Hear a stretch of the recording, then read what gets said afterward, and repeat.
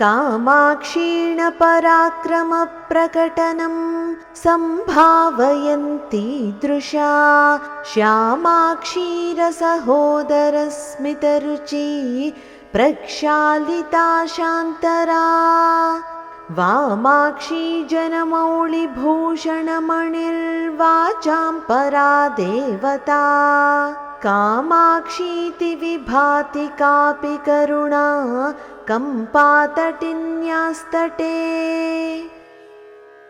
काम अक्षीण पराक्रम प्रकटनं सम्भावयन्ती दृशा श्यामा क्षीर सहोदर स्मितरुचि प्रक्षालित अशान्तरा वामाक्षी जन मौळि भूषण मणिः वाचां परा देवता कामाक्षी इति विभाति कापि करुणा కంపాతటిన్యాః తటే.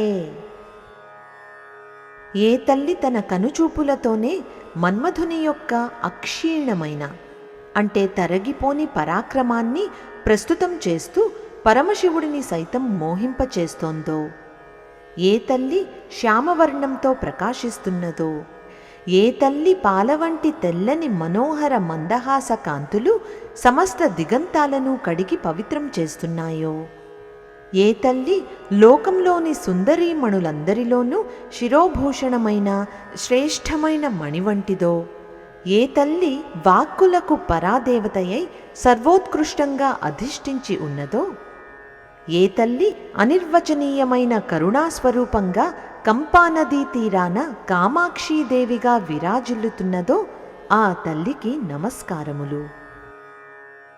ఇప్పుడు మరొకసారి శ్లోకాన్ని చదువుకుందాం.